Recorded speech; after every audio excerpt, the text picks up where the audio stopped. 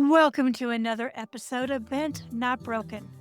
Heartbreak and trauma may feel like the end of your story, but here it's the beginning of a bold new chapter. I'm your host, Coach Deborah Griffiths, and this is the space where women rise, rebuild, and rediscover their purpose. Remember this truth: you are bent, not broken.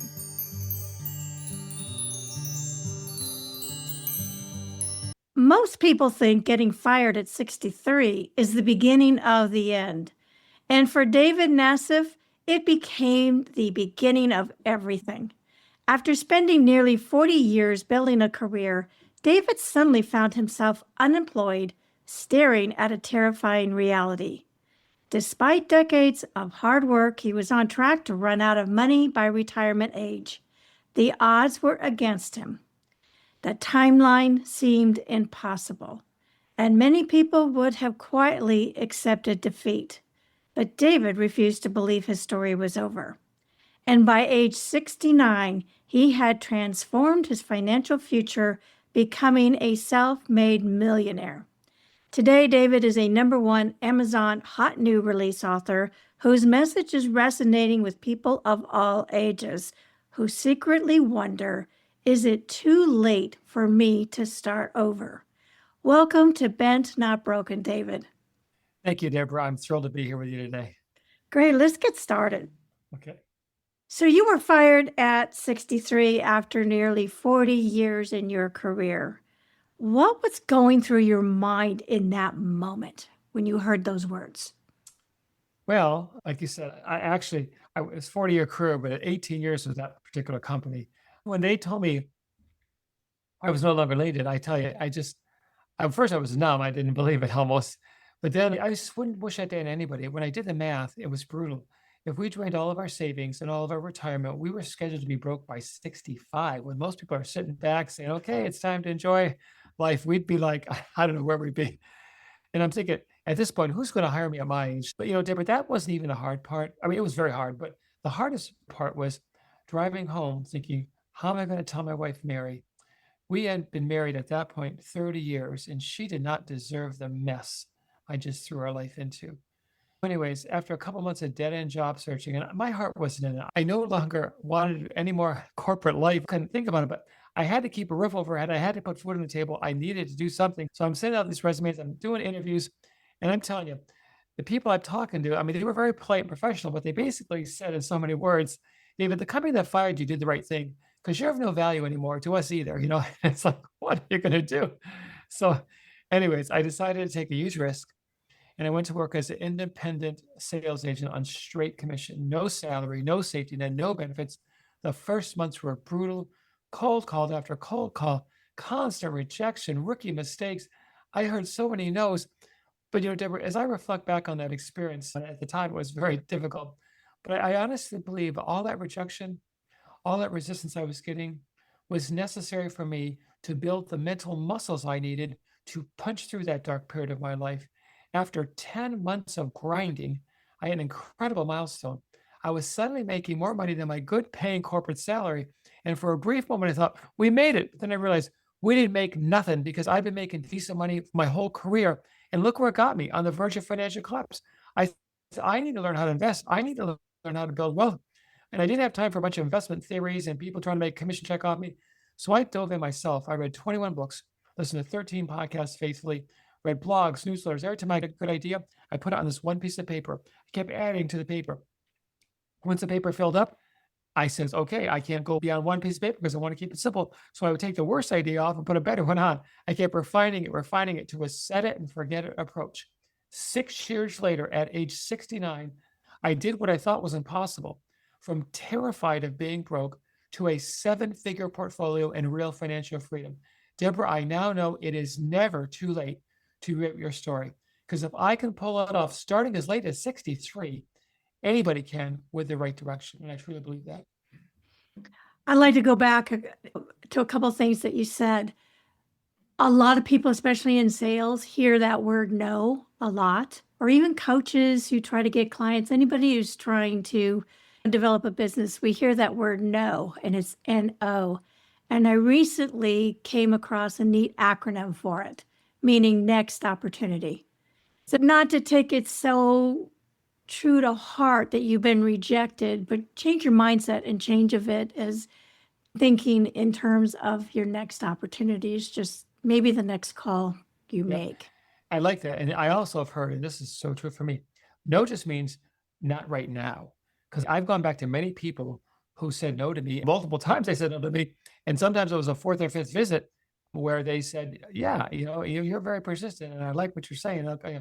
But if I took no as no and that was it, I would never have been able to build my company. True. Now, you said you had to come home and tell your wife. How long had you been married and how 30, did she react? 30 years. And I tell you, Deborah, that was the best thing I ever did in my life is marrying Mary. But when I told her, of course, she was so supportive. She was, honey, I don't know how, but I know you're going to figure this out. You're going to work it out. And she believed in me more than I believed in myself. I'm going to be honest with you there. But I looked in her eyes. I'd known her for 30 years at that point, and I could see she was trying to hide it, but there was concern. And that just broke my heart. I did not want to put her through this. She's just nothing but a wonderful mother and wife. But I mean, I didn't have much control at that point. And so, anyways, Right. And that so often happens, but kudos to you for having a partner who believes in you yeah, and can support you and through that. Not everybody is no, so lucky. I agree. Were you close at any time to just giving up? Well, if I could, I'll tell you about my darkest point, which wasn't those two. Okay, Okay. those are close. This was happened a couple weeks, maybe a month later, or whatever. And my wife said, "Honey, there's a big sale at the store, and I want to go shopping because I'm trying to conserve money because we're going to be out of money in the short. Can you come with me to help with the groceries?" And I said, "Well, sure." I had nothing else to do, Deborah. I was just sending out resumes and nothing going nowhere. So we get to the store, walk in, and I looked around, and here's what I saw with my eyes: nothing but women and babies and baby carts crying. Now, I'm sure there were plenty of men in the store, but I didn't see them. Okay, all I thought about is, what am I doing here? I should be working, providing for my family, not in the middle of the day, in the middle of the week in a grocery store, shopping. I felt like I had a sign on my chest, biggest loser. I really felt like that. And when my wife was checking out, I was standing at the edge of the checkout thing waiting for her. And Deborah, I felt like I had this mental corporate straitjacket on me. I wanted to break loose. I wanted to get out, but I couldn't. They took the corporate identity away from me, but I was still clinging on to this. Like, this is who I am. I'm a corporate guy. I have a company car. I have a great pay and wear nice suits and stuff like that. No, that's not who I was anymore. And I just was clinging to something that wasn't true. I wanted to scream. I wanted to run, but who was it going to scream to? Who was it going to run to? I never even told my wife about this, but I just felt like, oh, that night I went home and I really thought about it. And I said, David, the corporate world has told me loud and clear, I am of no value anymore. End of story. I need to wake up. I need to tell the guy in here who's hiding and scared and nervous, get out. We're going to fight this thing. I am not going to go down like this. I am not going to let my wife go down like this. I'm going to do whatever I have to do to make something work and get us out of this mess. That is my low point. And that's when I woke up and says, I got to do something that's different. Starting my own company was not easy. I had emotional scars. I tried twice in my 40s to start my own company and failed miserably. One time plunged me into six-figure debt that took me years to pay off. So it wasn't a casual thing. Oh, I'll just start my own company. I never tried that before. No, I tried it twice and I failed twice. The entrepreneur world told me I was of no value. The corporate world told me I was of no value. Here I am in the middle. What am I going to do? But I said, no one's going to hire me, so I have to hire myself. I got to do this. But here's the one thing I go on for me, Deborah. I learned lessons when I failed in my 40s. And those were hard lessons to learn, but I kept them with me. And I said to myself, okay, I am going to try this again with my own company, but this time I am not going to make those same mistakes I made before. I am smarter now than I was before on a lot of things. And I was competing with Deborah, with most people who were half my age and had twice the energy, but I had something they didn't have. I had the experience, I had the knowledge of my past and my successes and failures that I could bring together. And I actually made a one-page compass for my company And every time I learn things and I put the lessons I learned in the past, I put them on there and I keep refining that and refining that. And that gave me a tremendous competitive advantage, both one for building wealth and one for building my income with my company, growing that. So, What were some of the mistakes that you made in your 40s that you learned from and no longer applied in your 60s? well, though they still apply to my 60s on the mistakes I made, but I wasn't going to repeat them. They're really kind of personal to me. I'm glad to share them with you, but I'm just saying people might say, well, that's you. Okay. One of them is I found out that I'm not that good at selling tangible products. My skill is selling intangible products. Okay. Only, but if I really believe in them. Before I was selling nothing but tangible products. Okay. Also, the other one was, oh, yeah, repeat business. My past job companies, they didn't have much repeat business. It was just designed. I mean, it didn't get that. Well, I says, no, never again. I need that. Once I make a sale, I don't want to just keep making new sales. I want to repeat over and over again. That was another one. Another lesson was, oh, employees.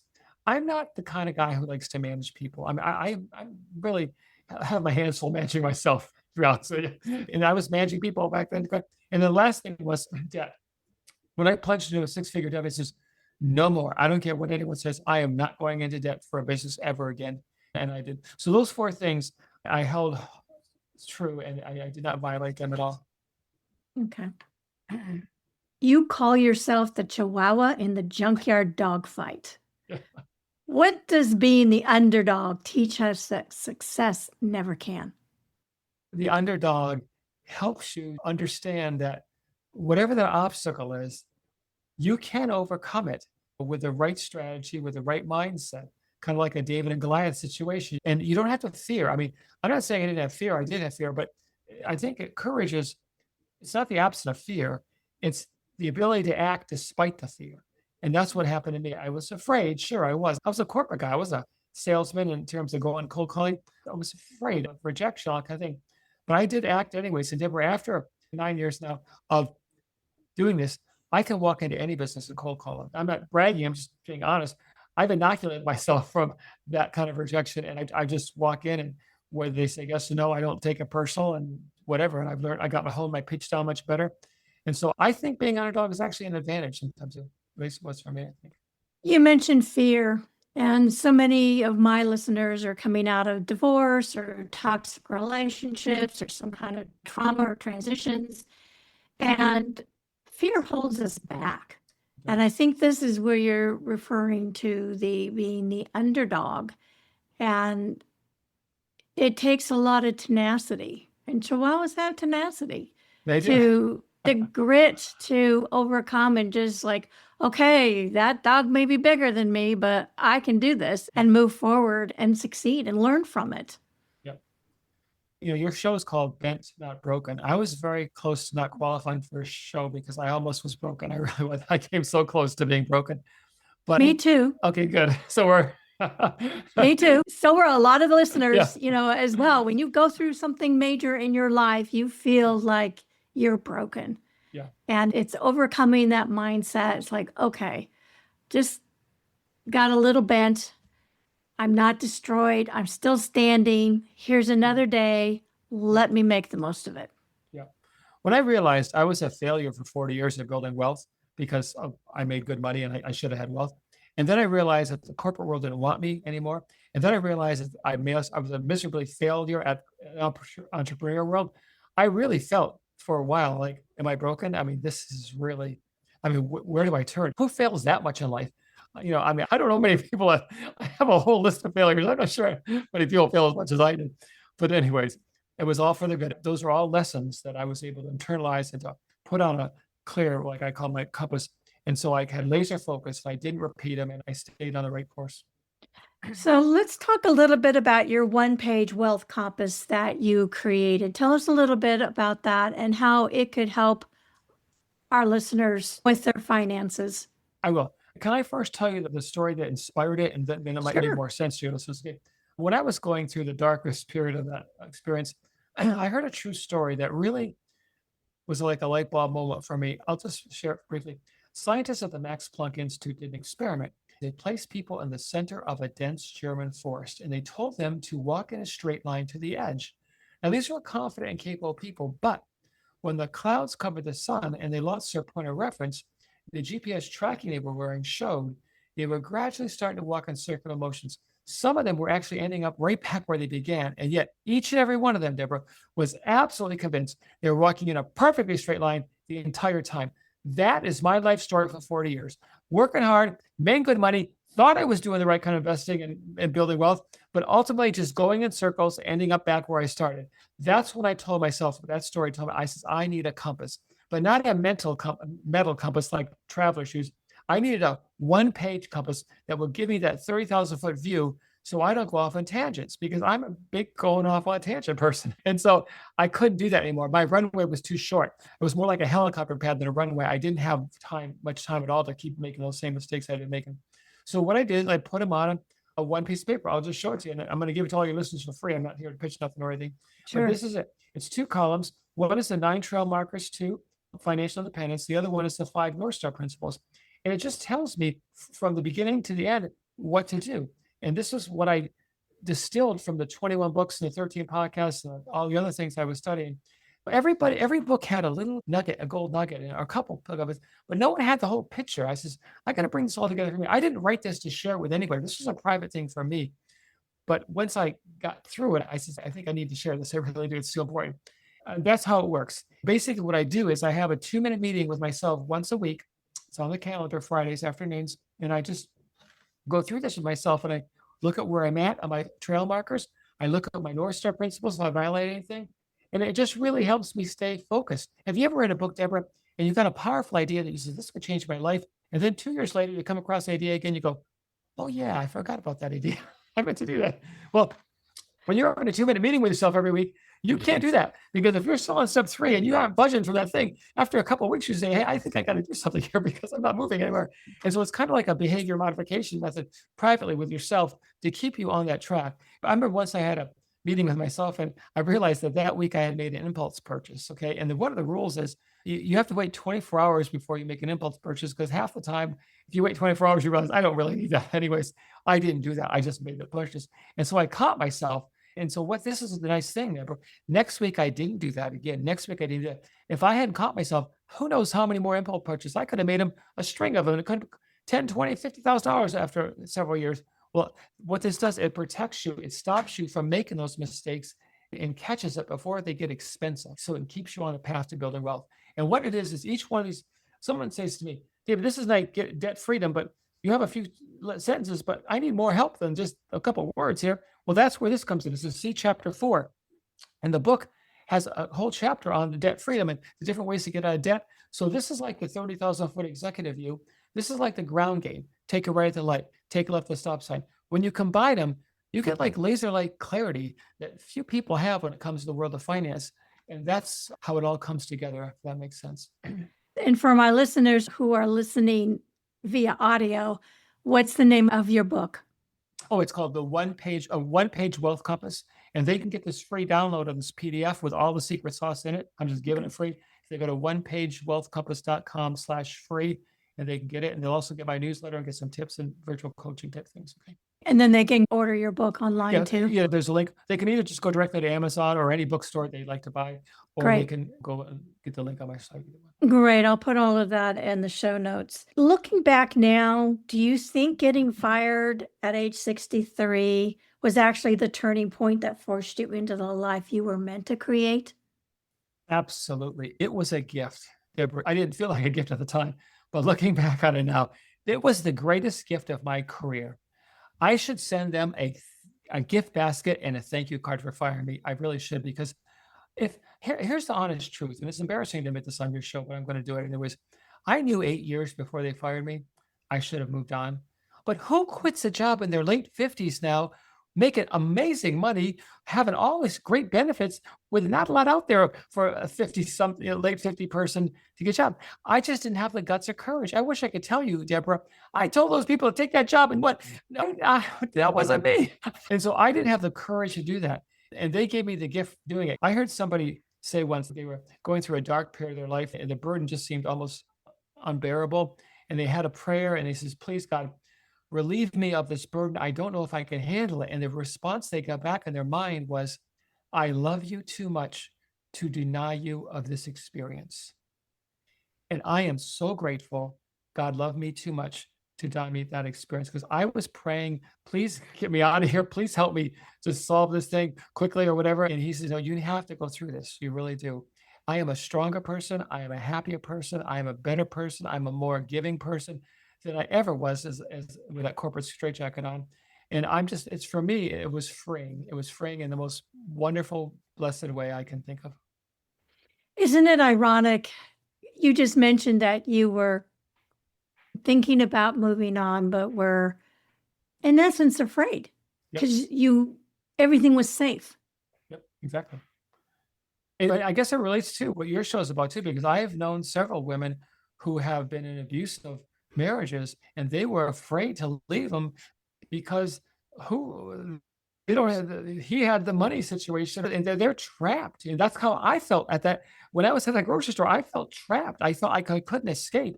And that's another reason I'm sharing this with people because I don't want anyone feeling trapped. Everybody can do this. It's in a different way than I can. I'm not going to say in 6 years everyone's going to be a millionaire, but I'm going to say in 6 years you're going to be a lot better off than you are now, and you're going to be much freer than you ever could imagine. So by following your own one-page wealth compass, you've became a millionaire. Yes, I did. And if you want, I can give you some specifics on it because it might be helpful to your listeners to understand kind of a little bit Sure. about what happened. Well, first of all, I doubled my portfolio value 3 times in a short 6-year period. A lot of people say, David, that's not possible. The market didn't increase that much. You're either delusional or a liar. Well, I'm neither. Let me explain what I did. First of all, I wasn't chasing crypto, trying to time the market or day trading. I was doing the exact opposite of that. And here's the crazy thing, Deborah. When the market is down, I was thrilled. When other people were panicking and selling, I was buying more shares at discount prices. My only regret was the market wasn't down more during that 6-year period. But what really surprised me was the math. And it might be interesting to hear this. There's a thing called the rule of 72 in finance. And what it says is if you're getting a 10% return on your money will double every 7.2 years to roughly every 86 months. Once I got my compass in place and started following it, my first double didn't occur in 86 months. It occurred in 30 months. The second one, 13, the third one, 29, for an average of 24 months, way less than half the expected 86-month time frame. But the secret wasn't the returns, Deborah. I was doing 3 things I just didn't have a clue about for 40 years. And I like to share them with you because I think it might make sense. When I got my paycheck once a month, I would take the minute it hit my account, I took the money, a portion of it, a percentage of a predetermined percentage, and it came right off the top into a special savings account aside. So I wasn't tempted. I couldn't do it before I even paid my important bills, any bills before I spent a penny. The second thing I did is I took that money out of savings and I invested it in the right kind of investments. And for me, when my research found out, the best was called low cost index funds. I only own 2 of them. This is how simple, incredibly simple my approach is.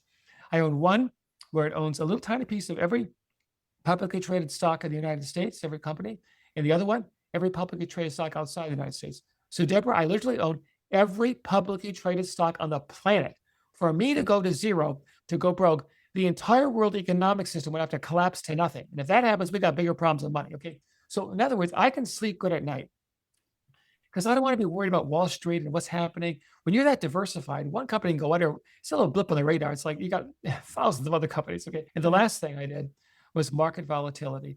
I use it to work for me finally instead of against me. So many people let their emotions dictate their deal and their investments. And that's why they end up buying high and selling low, which is the opposite of what you want to do, which is what I did for 40 years.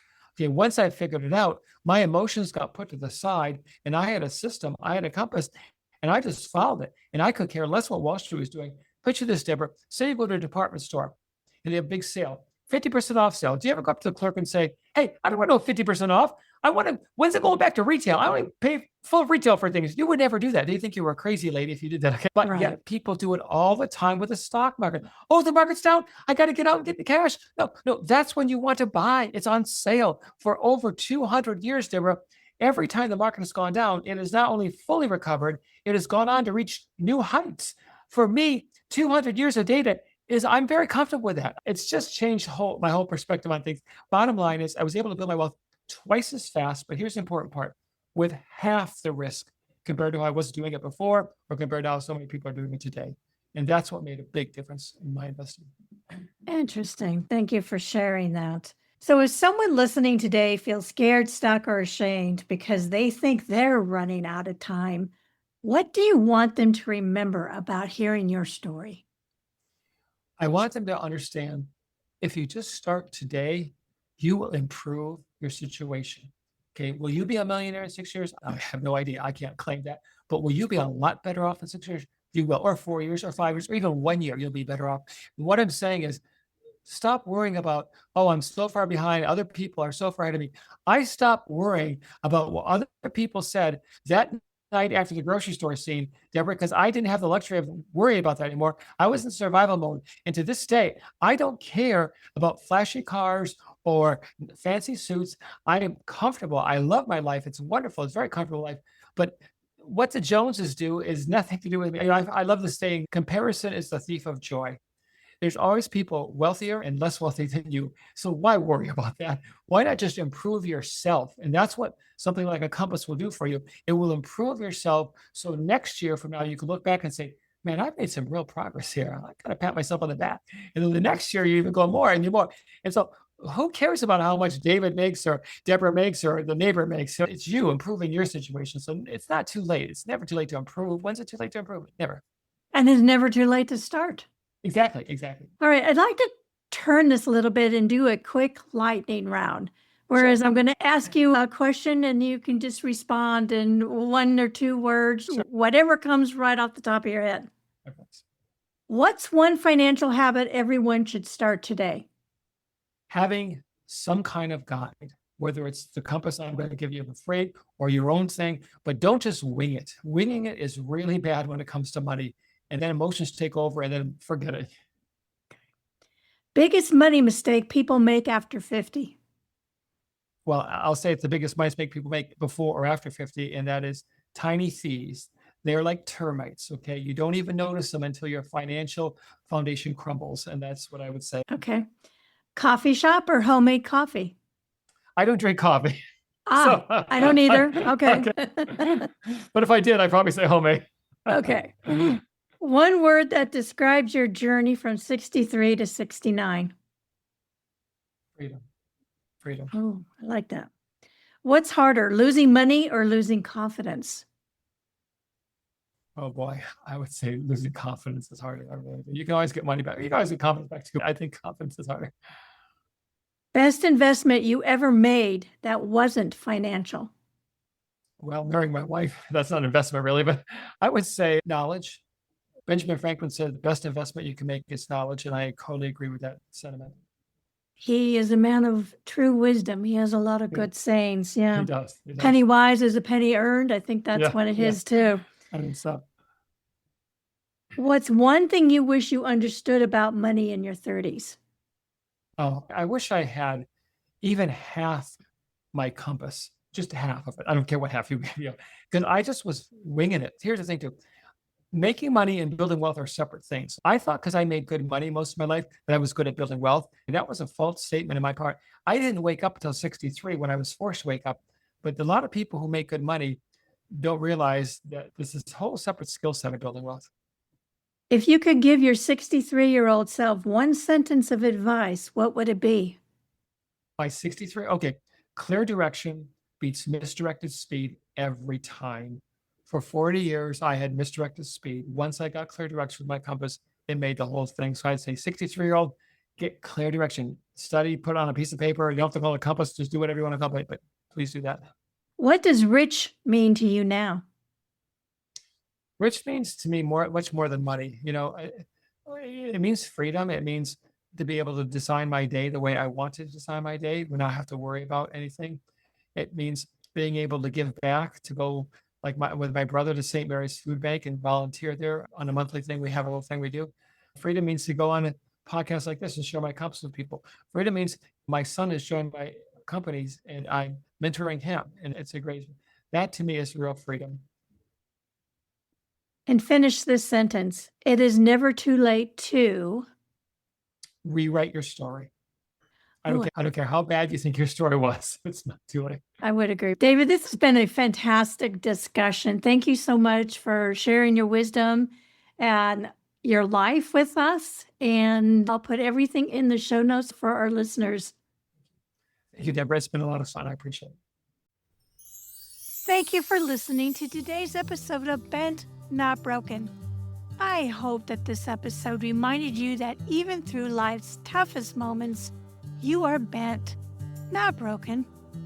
If this message inspired you, please share, rate, review, and subscribe, as it helps us reach more women who are ready to rise and rebuild. And until next time, keep living bold and walking in your purpose.